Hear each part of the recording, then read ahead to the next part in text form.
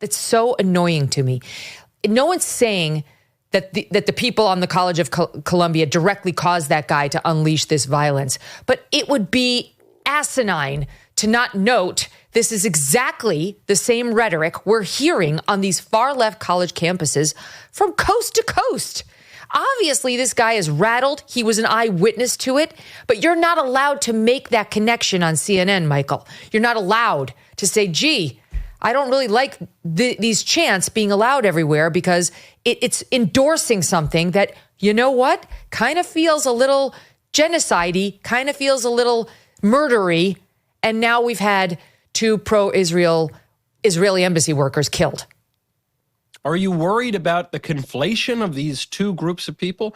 Well, they're saying the same thing, and they say that they want the same thing. So, yeah, I think we could probably conflate them. That CNN lady did an earnest performance of a Norm Macdonald comedy bit. There's a great Norm Macdonald bit where he says, my greatest fear is that Muslim radicals will get a dirty bomb and set it off in a major city and kill tens of millions of people, because then the backlash against peaceful Muslims would be terrible. That was a comedy bit that he did. And the CNN lady is performing that as though it were earnest. This is the conclusion of the Free Palestine stuff.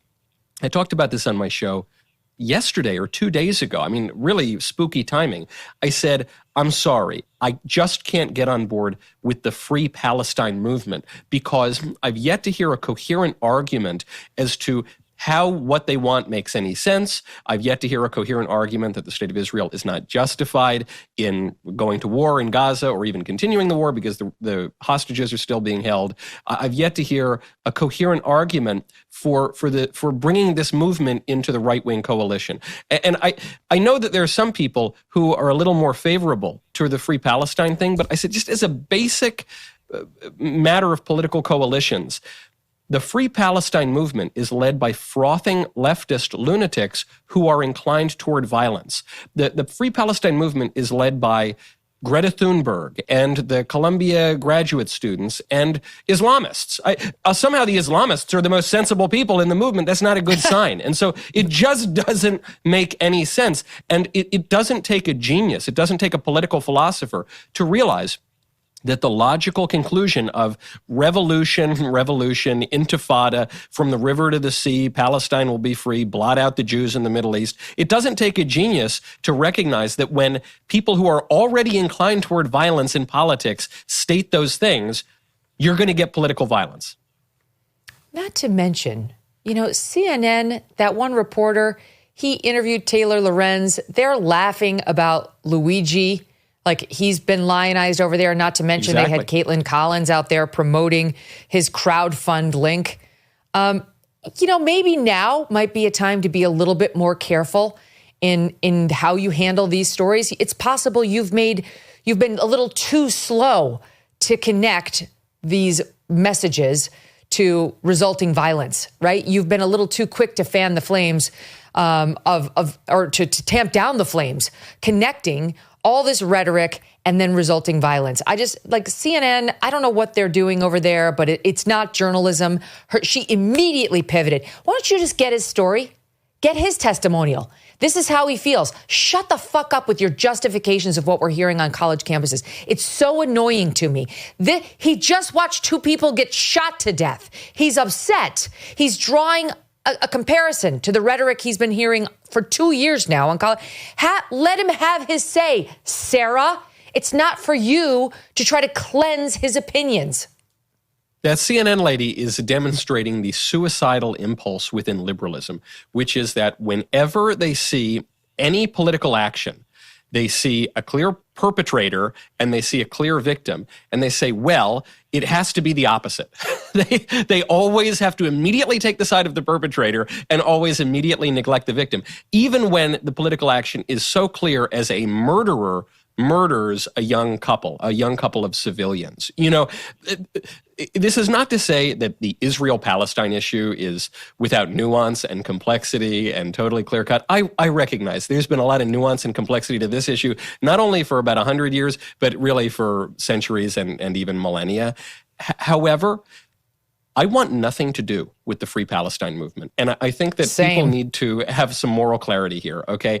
Just as a rule of thumb, you don't need to understand all of the complexity to realize that when the worst people on earth are all supporting one side, one political movement, you, if you are a sensible, reasonable person, should say, wow, I don't agree with these people on anything, on basically any other issue. So no, I probably shouldn't be on their side when it comes to this issue. Yeah, same. I've said before, it's totally fine to criticize Israel. It is fine to think that they've over-responded to the horrific attack that they suffered on 10/7. But you don't run around chanting, globalize the intifada, and from the river to the sea, all of the, like, these are violent. These are calling for violence. That's really what they are. It's different. Free Palestine, okay, that one, yeah, I understand. That's less controversial. But these chants that we've been hearing on college campuses as these activists harass Jewish students, in some cases assault Jewish students. And then if I hear one more person try to tell me that, oh no, these are Jewish students doing the violence on college campuses, like Jewish Voices for Peace. It's such a joke. This is not a pro-Israel group. This is not even really a pro-Jewish group. This is a group of radicals who are pro-Hamas, who are masquerading as Jewish people who speak for Jewish people, and they're not. In any event, it's infuriating. And now 2 people are dead. And my understanding is, yeah, go ahead. I'll go even further. You know, this is not even to say that there's never a role for violence in public life. Of course there is. There is such a thing as just wars.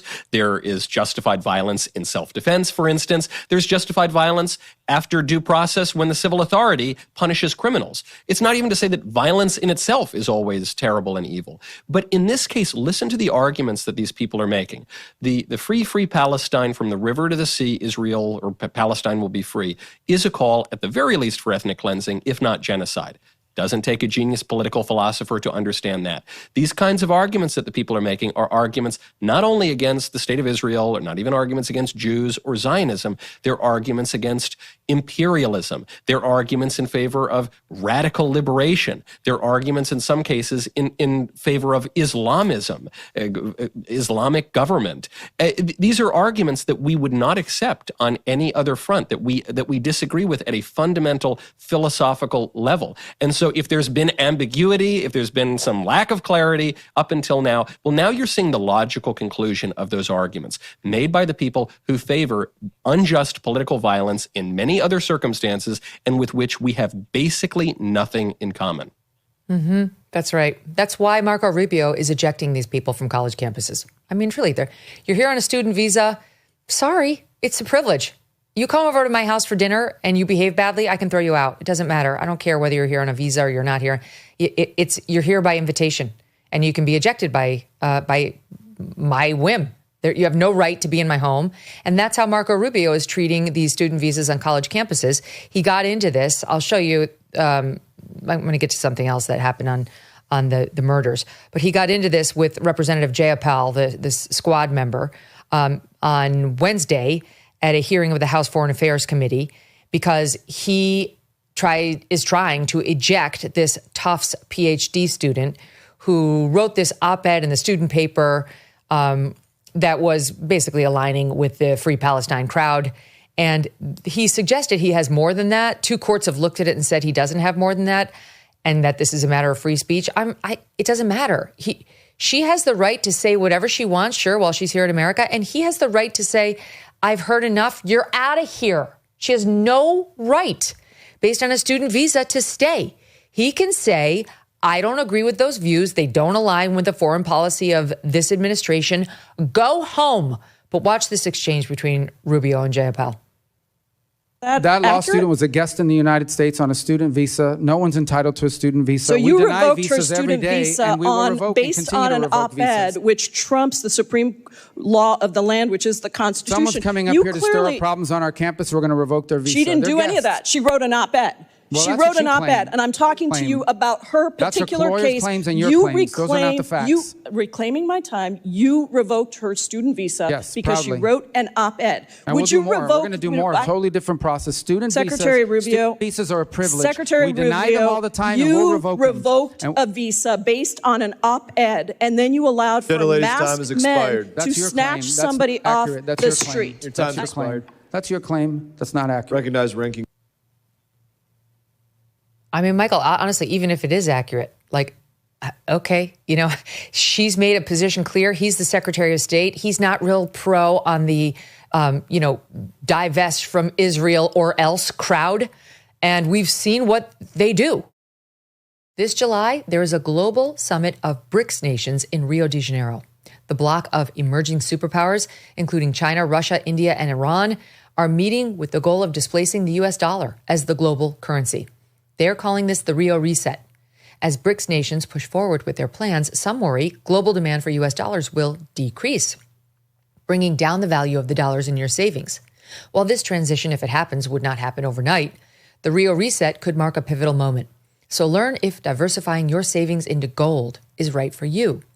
Birch Gold Group can help you move your hard-earned savings into a tax-sheltered IRA in precious metals.